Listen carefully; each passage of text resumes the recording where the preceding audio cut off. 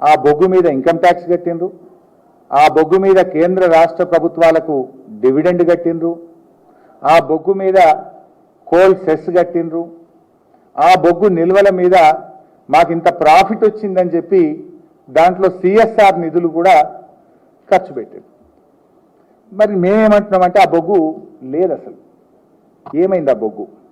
ఏం చెప్తుంది సింగరేణి అంటే మందమర్రి డివిజన్లో 7,20,000 మెట్రిక్ టన్నుల బొగ్గు నిల్వ ఉందని, శ్రీరాంపూర్ డివిజన్లో 8 లక్షల మెట్రిక్ టన్నుల బొగ్గు నిల్వ ఉందని, RG1 రామగుండం 1 డివిజన్లో 6 లక్షల మెట్రిక్ టన్నుల బొగ్గు ఉందని, RG3లో 4 లక్షల మెట్రిక్ టన్నుల బొగ్గు నిల్వ ఉందని, భూపాలపల్లిలో 5,40,000 మెట్రిక్ టన్నుల బొగ్గు నిల్వ ఉందని,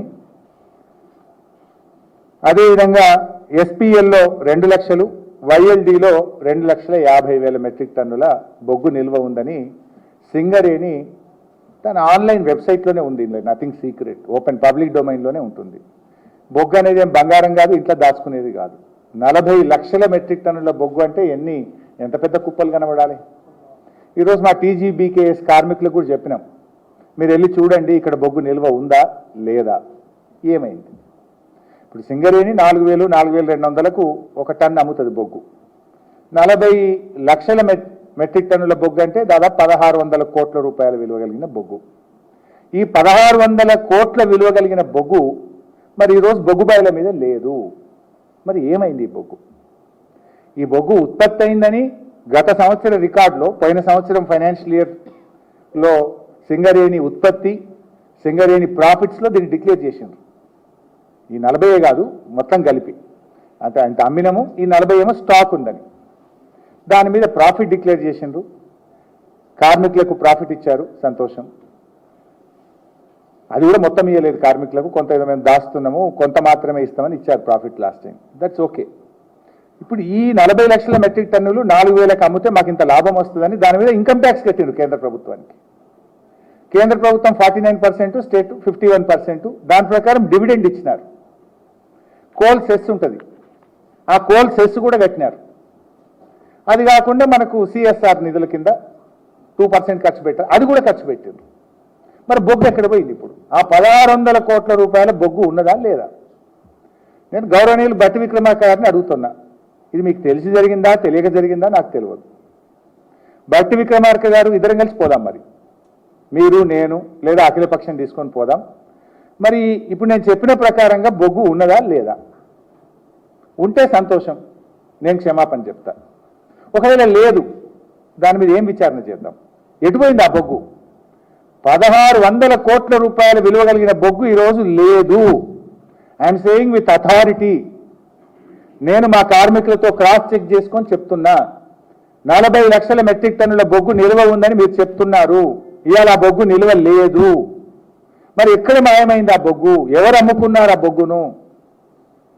ఈ 1,600 కోట్ల రూపాయల విలువ కలిగిన బొగ్గు ఎక్కడ పోయింది?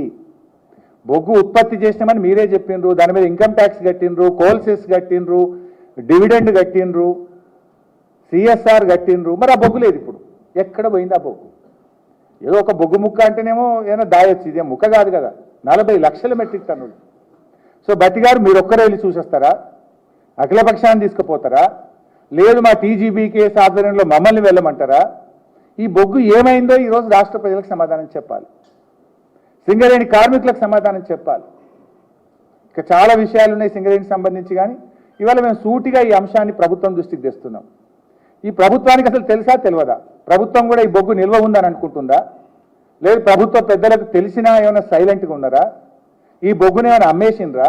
అమ్మితే ఎవరు అమ్మిండ్రు, ఎవరికి అమ్మిండ్రు, ఎక్కడ పోయింది ఈ బొగ్గు? మరి 1,600 కోట్ల రూపాయలు విలువ కలిగిన బొగ్గు ఈరోజు లేదు అనే విషయం ప్రభుత్వ పెద్దలకు తెలుసా తెలియదా? భట్టి గారు సూటిగా సమాధానం చెప్పాలి. నన్ను తిట్టేది ఉంటే తర్వాత తిట్టుకోరు, కానీ ఇది ఏమైందో సూటిగా చెప్పండి. రాష్ట్ర ప్రజల తరఫున అడుగుతున్నా, సింగరేణి కార్మికుల పక్షాన్ని నేను అడుగుతా ఉన్నా. ఈ బొగ్గు ఉంటే వెళ్ళి చూద్దాం. ఒకవేళ నిజంగా బొగ్గు ఆడ ఉండుంటే అదేమి రాత్రికి రాత్రి మాయమయ్యేది కాదు, రాత్రికి రాత్రి పోయగలిగింది కాదు. 40 లక్షల మెట్రిక్ టన్ను. రేపు పోదామా ఎల్లుండి పోదామా చెప్పండి. నిజంగా బొగ్గు ఉంటే నేను క్షమాపణ కోరుతా, లేకపోతే ఏం చేద్దామో మీరే సమాధానం చెప్పండి. ఎవరు చేసిండ్రు? ఈ బొగ్గు ఎటుపోయింది? ఎవరికి అమ్ముకున్నారు? ఎక్కడ అమ్ముకున్నారు? ఈ విషయం మీద భట్టి గారు స్పందించాలి, ఎందుకంటే ఇది మీ శాఖలో జరుగుతూ ఉంది. ముఖ్యమంత్రి గారు స్పందించాలి, ఇంత ముఖ్యమైన విషయం. దీని మీద రాష్ట్ర ప్రజలకు స్పష్టత ఇవ్వాలని ఆల్ పార్టీని తీసుకొని ఈ బొగ్గు నిజంగా అక్కడ ఉందా లేదా అఖిలపక్షాన్ని తీసుకొని వెళ్ళి చూడాలి, నిజానిజాలు తేల్చాలని చెప్పి ప్రభుత్వాన్ని డిమాండ్ చేస్తాం.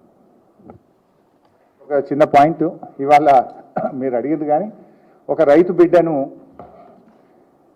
ఒక డ్రైవర్ గారిని మీరు చూసి ఉంటారు. ఇవాళ జగిత్యాల ఆర్టీసీ డిపోలో డ్రైవర్గా పనిచేస్తున్నటువంటి అశోక్ను ఇలా సస్పెండ్ చేసినారు. దీన్ని చాలా తీవ్రంగా ఖండిస్తూ ఉన్నాం. ఆయన డ్రైవర్ కావచ్చు, కానీ ఒక సాటి మనిషి.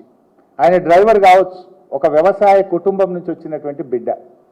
ఒక వ్యవసాయ కుటుంబం నుంచి వచ్చినటువంటి బిడ్డగా ఇలా రాష్ట్రంలో రైతులు బాధపడుతున్నటువంటి విషయాన్ని దృష్టిలో పెట్టుకొని ఆయన ఒక మాట మాట్లాడినారు. కాంగ్రెస్ నాయకులు పెట్రోల్ డీజిల్ మీద ధర్నా చేస్తున్నారు. అక్కడ పెట్రోల్ డీజిల్ మీద ధర్నా చేస్తూ ఉంటే అటువైపుగా బస్సు నడుపుతూ వెళ్ళినటువంటి డ్రైవర్ అశోక్ గారు ఆయన ప్రజా సమస్యల మీద స్పందించిండు. ఈ ధర్నా బాగానే చేస్తున్నారు, కానీ వడ్లు కొనుండ్రి, మక్కలు కొనుండ్రి, రైతులు ఆగమవుతున్నారు అని చెప్పి ఒక సాటి మనిషిగా స్పందించిండు. ఒక రైతు కుటుంబం నుంచి వచ్చిన బిడ్డగా, రైతు కష్టాలు తెలిసిన వ్యక్తిగా వడ్లు కొనుండ్రి, మక్కలు కొనుండ్రి అని చెప్పుడు తప్ప, అంటే ప్రజలకు ప్రజాస్వామ్యంలో డాక్టర్ బాబాసాహెబ్ అంబేద్కర్ మనందరికీ మాట్లాడే స్వేచ్ఛనిచ్చారు.